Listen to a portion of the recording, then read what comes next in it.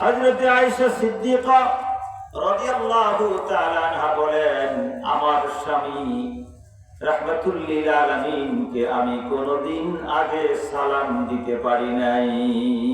জোরে কোন সুবহানাল্লাহ। রাসূলকে কখনো আগে সালাম দেওয়া যায় নাই।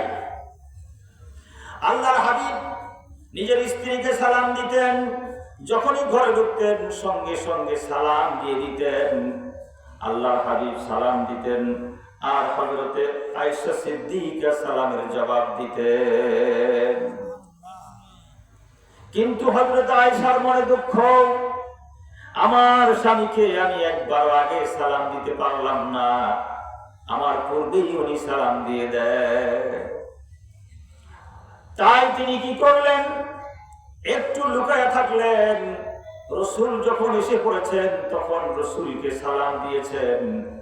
আল্লাহর হাবিব বুঝতে পেরেছেন, মুস্কি মুস্কি হেসে সালামের জবাবটা নিয়েছেন। মা আয়েশা জিজ্ঞেস করে, হুজুর আপনি হাসলেন কেন? জোরে বলেন সুবহানাল্লাহ। রাসূল বলেন, আমি বুঝি না এমন জিনিস কি আছে, মনে মনে ভাবতেছিলে আমাকে তুমি একদিনও আগে সালাম দিতে পারো না, তাই তুমি একটু লুকিয়েছিলে, তাই তুমি আজকে আমাকে আগে সালাম দিছো। আমি জানতাম তুমি আমাকে সালাম দেওয়ার জন্য একটু পেরেশানি করতেছো, সেজন্য আমি আমার সালামটা না দিয়ে অপেক্ষা করছিলাম তুমি যাতে আগে সালাম দিতে পারো। জোরে করে আল্লাহু আকবার। এটাই হলো স্বামী স্ত্রীর মহব্বত, এটাই হলো আদব। আমাদের দেশে বেগমকে সালাম দেওয়ার মতো লোক খুঁজে পাওয়া যাবে নাকি? কি বলেন, খুঁজে পাওয়া যাবে? এজন্য সালাম বেশি দিবেন না কম দিবেন? সালাম যত দিবেন শত্রু আপন হয়ে যাবে, চরম শত্রু যদি হয় সেও আপন হয়ে যাবে। এজন্য হাদিস শরীফে আসছে, আসসালাম ক্বাবলাল কালাম, কথা বলার আগে সালাম। সালামের পরে মুসাফা দিবেন, মুসাফা করবেন, হাতের গুনাহ মাফ হয়ে যাবে, মুআনাকা করবেন, শরীরের গুনাহ মাফ হয়ে যাবে। মুসলমানদের শুধু গুনাহ মাফের রাস্তার কোনো অভাব নাই, আবার গুনাহ করার রাস্তারও কোনো অভাব নাই। কি বলেন, ঠিক কিনা? আমার ভাইরা, আমি মহাবিদ্যালয় কোরআনুল কারীম থেকে একখানা আয়াতের টুকরা অংশ তেলাওয়াত করেছি।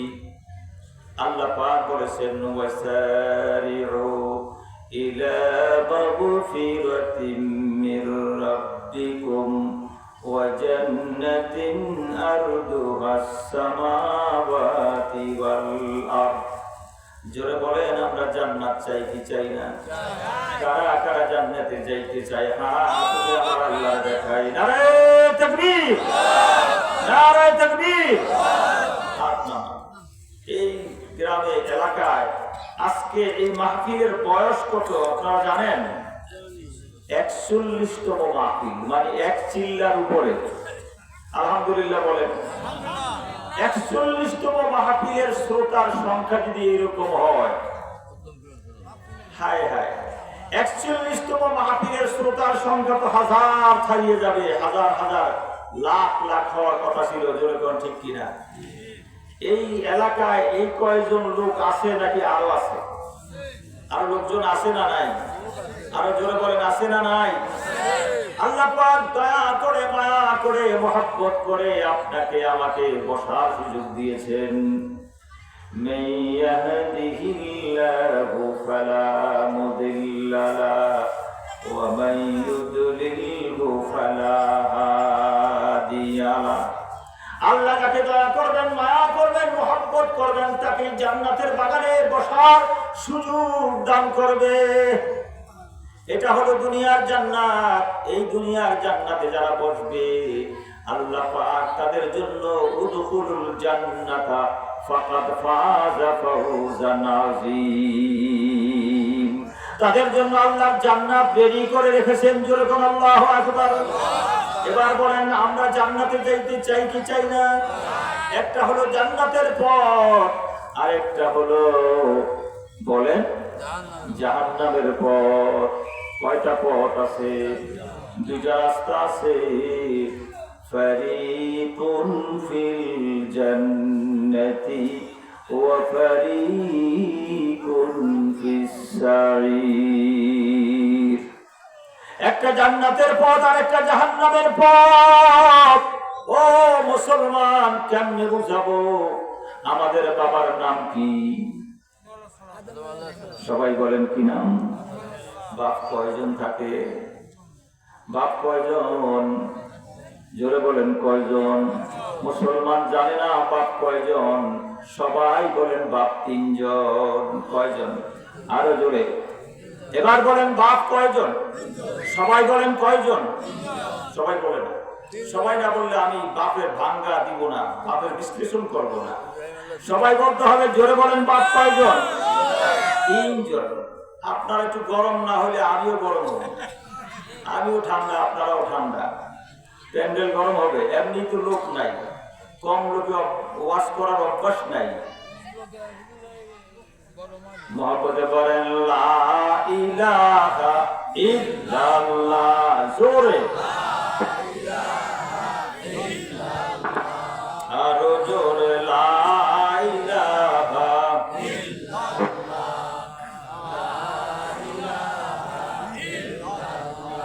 এই দুনিয়া বুঝার বাজি, বোঝে মন বোঝানা, জোরে কোন ঠিক কিনা? আজকে সকালবেলা আমার বাসার পাশে ইদ্রিস ভাই, উনিও একটা বাড়ির মালিক, আমারও ছোট্ট একটু বাড়ি ঢাকায় আছে। পাশের বাসা ইদ্রিস ভাই রিক্সা অ্যাক্সিডেন্টে মাথা ফেটে ঢাকা মেডিকেলে ইন্তেকাল করেছেন। ইন্না লিল্লাহি। কোন গ্যারান্টি আছে? এই দুনিয়া বোঝর বাজি, বোঝে আমন বোঝানা, কত মানুষ আইল গেল, কত মানুষ আইল গেল, কেউ তো ভাবে রইল না। কোন ঠিক কিনা? ডাইনে মাটি বামে মাটি, উপরে মাটি নিচে মাটির বিছানা,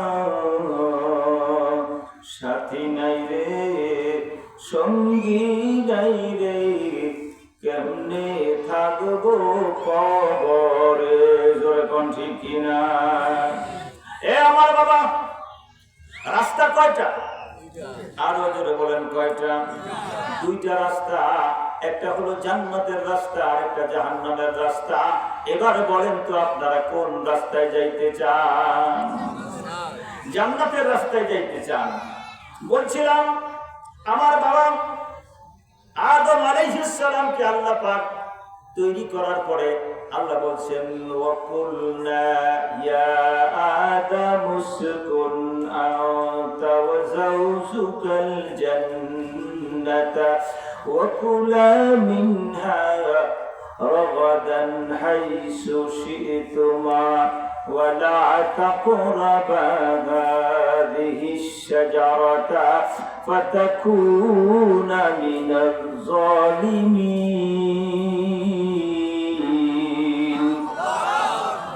কোরআন শোনার পরে তাকবীর দিলে ঈমান বাড়ায় দিবে কে? ঈমান বাড়ানো দরকার আছে না নাই? আমরা তো সম্পদ বাড়াই, টাকা কত বাড়ানো যায়? ঘুষ খায়া, সুদ খায়া, হারাম খায়া, পরের লাইল ভাঙ্গা, চুরি ডাকাতি বদমাশি করে কত সম্পদ বাড়ানো যায়। চেষ্টা আছে না নাই? আপনাদের এলাকায় এই ধরনের লোক পাওয়া যাবে না। কি বলেন ঠিক কিনা? আমাদের থাকার কথা কই। আল্লাহ বলছে দুনিয়ার সব বাড়াইতে চাও রে মুমিন, তুমি তোমার ঈমানটা বাড়াইতে চাও কি চাও না? কারা কারা ঈমান বাড়াইতে চান আল্লাহরে দেখান। আল্লাহু আকবার। আমরা ঈমান বাড়াইতে চাই কি চাই না? কারণ আসছো খালি যাইবা খালি, জোরে বলেন আসছো খালি যাইবা খালি। আমার সাথে বলেন, মজা লাগবে, মনে থাকবে যে মিরপুরি সাহেব ঢাকা থেকে আইলে অত কষ্ট করে কিছু দিয়া গেল না। সময় তো বেশি না, আমার বয়ান ৩-৪ ঘন্টা চলে। কারণ বয়ান শুরু করতেই 2 ঘন্টা লাগে। এখন তো আগের বয়ান নাই, আমরা আগে বয়ান করতাম 2 ঘন্টা, 3 ঘন্টা, 3.5 ঘন্টা। মাশাআল্লাহ এখন আর বক্তার অভাব নাই। তো হুজুর 10 মিনিট করে চলবে, 10 মিনিট করে চলবে। 10 মিনিট করলে মানুষের পেট ভরে না। আরে বয়ানে ইমানের পেট ভরে না, যেরকম ঠিক কিনা? চাহিদা কালব তৈরি হয় না, রুহানিয়ত তৈরি হয় না। ইলমে জাহির, ইলমে বাতিন, ইলমে শরীয়ত, ইলমে তরিকত, ইলমে হাকিকত, ইলমে মারিফাতের কিছুই বুঝে আসে না। কি বলেন ঠিক কিনা? একজন আসলো 10 মিনিট শেষ, আরেকজন আসলো 20 মিনিট শেষ। গাড়ি দৌড়, খালি গাড়িতে দৌড় আর দৌড়। এই জন্য বয়ান করার জন্য এখন আর আগের মতো নাই। কেউ পারাপারি করলে যাই, না হলে বাস। তারপরেও ডেলি 2-3টা প্রোগ্রাম থাকেই, করতে চাই না, মনে চায় না। কারণ আগের মতো বক্তাও নাই, আগের মতো শ্রোতাও নাই। আগে আমরা মাহফিল করতাম ফজর পর্যন্ত, ফজরের নামাজ পড়ে ছুটি দিতাম। এখন ফতুয়া বাজারা ফতুয়া দেয়, হুজুর কত রাত্র হয়ে যায়, ফজরের নামাজ কাজা হয়, অথচ বেচারা সারা বছর ফজরের নামাজ পড়ে না। ঠিক কিনা? মুসল্লির সংখ্যা মসজিদের ভিতরে মাগরিবে 100, ফজরে ইমাম সাহেব আজান দিয়া সাইডের দিকে তাকায় দেখে কেউ নাই, নিজে একা একাই নামাজ পড়া যায়। এটা আপনাদের এলাকায় হয় না, আমাদের এলাকায় মাঝে মাঝে হয়। ফজরের নামাজ জায়েজ না জায়েজ? ফজরের নামাজ হায় হায়, নামাজের ওয়াজ আজকে করবো না আমার বাবা। এজন্য বলছিলাম ইব্রাহিম আলাইহিস সালাম আমাদের বাবা, আদম আলাইহিস সালাম আমাদের বাবা। আল্লাহ পাক আদম নবীকে সৃষ্টি করে বলছেন জান্নাতে থাকো, জান্নাতে থাকো। আদম আলাইহিস সালাম জান্নাতে ছিলেন, হাওয়া আলাইহিস সালামকে জান্নাতে রাখছিলেন। সেই ঘটনা বলার সময় নেই। এবার আদম আলাইহিস সালাম জান্নাতের মধ্যে কত টাইম ছিল, তাফসীরকারগণ লিখেছেন দুনিয়ার টাইম ছিল 130 বছর। কয় বছর? আরে ভাই, দুনিয়ার টাইম 130 বছর। জান্নাতের টাইম মাত্র 1 ঘন্টার চেয়ে অনেক কম। জোরে কোন সুবহানাল্লাহ। এটা আমার হিসাবে। আমার হিসাবটা কেমন? তাফসীর কিতাবের মধ্যে এসেছে আসর থেকে মাগরিব যতটুকুন সময়, এইটুকুন জান্নাতের সময়। জান্নাতের মধ্যে আমাদের বাবা ছিলেন, আর এটা দুনিয়ার টাইমে হলো 130 বছর। তাহলে বুঝতে হবে আসর থেকে মাগরিবের টাইম 1 ঘন্টারও কম। 1 ঘন্টারও কম সময়ে আমাদের বাবা জান্নাতে ছিলেন।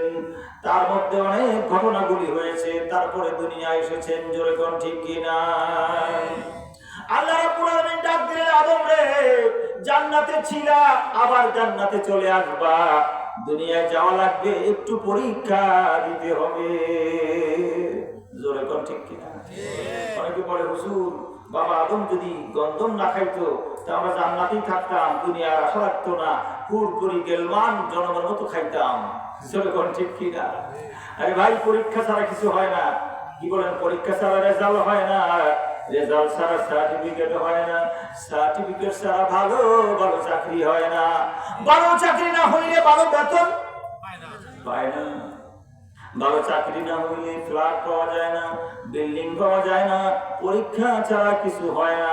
সেজন্য পরীক্ষা দেওয়ার জন্য আল্লাহ পাক জমিনে প্রেরণ করেছেন। এটা আমার নিজের বানানো কথা নয়, আল্লাহ পাক বলেছেন দুনিয়ার মানুষ, আল্লাযী খালাকাল মাউতা ওয়াল হায়াতা লিয়াবলুয়াকুম আইয়ুকুম আহসানু আমালা। আল্লাহু আকবার। ওলামায়ে কেরাম বুঝে গেছেন, আপনারা না বুঝলেও এই আয়াতের তাফসীর করলে অনেক লম্বা সময় লাগে। আল্লাহ পাক বলেন, ও দুনিয়ার মানুষ, দুনিয়াতে পরীক্ষার জন্য পাঠিয়েছি তোমাদেরকে। খালাকাল মাউতা ওয়াল হায়াত, হায়াত আর মউত আমি আল্লাহ সৃষ্টি করেছি। দুনিয়াতে আসলে তোমাকে যেতে হবে ইয়ামানাত চাঁদের রোজে নজদে মাওলা। दोस्त दर हकीकत मालिक हर शय खुदा दर हकीकत मालिक हर शय खुदा तू तवंगर गश्तई अजमाल मन ইজামাগা ফেলসুজি আজ কবরে মান। ফার্সি ভাষায় বললাম, বাংলা কমনি, বাংলা শুনবেন। বাড়ি বাড়ি করো বান্দা, এই বাড়ি তো তোমার না, আসল বাড়ি কবর হবে, বলেন আসল বাড়ি কবর হবে, চিন্তা করে দেখো না, ঠিক কিনা জোরে বলে। মরণ থেকে যতই পালাও, মরণ তোমায় লইবে গিরি, যদিও সুদূর আকাশ পানে লুকাও, সেথা লাগাও সিঁড়ি। মেলা ভেঙ্গে গেলে আর মেলা মিলবে না, মানব তরির বেলা ডুবে গেলে আর উঠবে না। এবার শেখ সাদির ভাষায় শুনুন। কবি শেখ সাদি বলেন, ও দুনিয়ার মানুষ মৌত কাসিন কুল্লু নাসিন শারেবু কবর বাইতিন কুল্লু নাসিন দাখিলু। মৃত্যু এমন একটা গ্লাসের শরবত, এই শরবত সবাইকে পান করা লাগবে, ঠিক কিনা জোরে বলেন। মৃত্যু এমন একটা গ্লাসের শরবত, সবাইকে পান করা লাগবে। কবর এমন এক বাড়ি, সবাইকে ওই বাড়িতে যাইতে হবে। কুল্লু নাফসিন যায়িকাতুল মাউত মারদরারা বুদ দুনিয়া সুদনিস হারগিজ আদম দেশানা বুদনিস। কোনো লাভ নাই এই পৃথিবী দিয়ে, মানুষের কোনো লাভ নাই। বাড়ি বাড়ি করতেছো, টাকা টাকা করতেছো, ব্যাংক ব্যালেন্স করতেছো, তোমার সাথে কেউ যাবে না, আসছো খালি যাইবা খালি, সঙ্গে কেহ যাবে না, সঙ্গে যাবে দুটি নাম, সঙ্গে যাবে দুটি নাম, আল্লাহ আর নবী। জোরে কোন ঠিক কিনা? কি বলছিলাম? বাবা কয়জন মনে আসতো? জোরে বলেন কয়জন?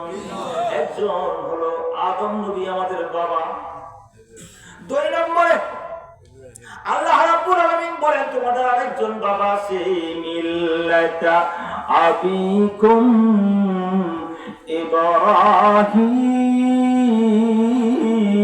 ইব্রাহিম। মুসলমানদের জাতির পিতার নাম কি? নিজেরা জাতির পিতা বানাইলে মাঝে মাঝে দেশ ছেড়ে পালান লাগে, যেরকম ঠিক কিনা? নিজেরা মন গড়া কিছু করলে কারবার হবে না, কারণ জমিনের মালিক কে? আরো জোরে, জমিনের মালিক কে? আসমানের মালিক কে? ক্ষমতার মালিক কে? দেশের মালিক কে? বাতাসের মালিক কে? আন্নাল কুওয়াতা লিল্লাহি জামিআ। কার ক্ষমতা? ক্ষমতা কার হাতে? আরো জোরে সবাই বলেন, আন্নাল কুওয়াতা লিল্লাহি জামিআ। সুপ্রিম পাওয়ার একমাত্র আমার আল্লাহর হাতে।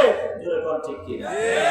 কার রাস্তার ফকির বানাইবো, সকাল বেলার ধনীর বাই, বিকাল বেলা ফকির, ঠিক কিনা জোরে বলেন। মাতবুরি চলবে না, সরকারি চলবে না, জমিন আল্লাহ, আসমান আল্লাহর, বাতাস আল্লাহ, অক্সিজেন আল্লাহ, নাইট্রোজেন আল্লাহ, ইথার আল্লাহ।